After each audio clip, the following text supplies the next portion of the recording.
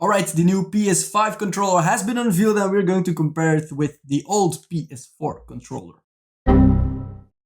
So yeah, when I say old, that's because the PS5 is releasing at the end of this year, somewhere around December or November. And it's finally going to be a follow-up on this one. So I had the PS4 for about 4 or 5 years or something like that. I have a lot of these controllers.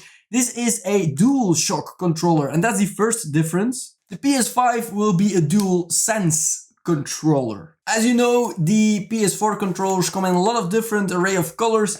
The PS5 right now has been unveiled in white, and it might also come in black, which I presume it will probably, but that has not been officially released yet, but it's still pretty early for that. But don't worry, it's probably going to be in a lot of different colors as well. So now the DualSense. Sense, the word says it, it's sensibility, sensitivity.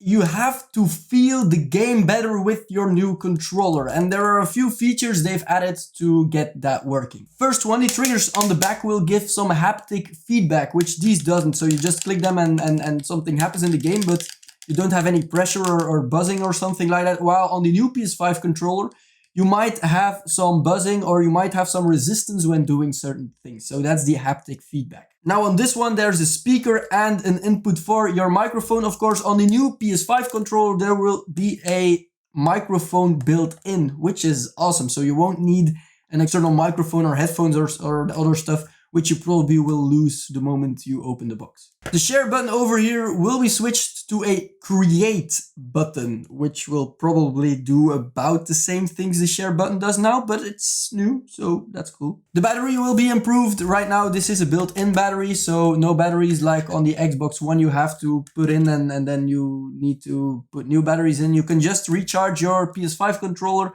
and the battery will be better, but it will be about the same weight, so that's good as well. Now the LED on the front will be around the touchpad on the top of the device in the PS5, which will make it look better, look nicer, and a more futuristic feel as well. Now another big change is that you will only have black and white or white and black, or I don't know, 2 colors, which means that these 4 colors, which we all remember from the first PS1, will disappear. That's a very big change. So another thing on the haptic feedback is that it will output vibrations or movements to replicate a real life touch experience.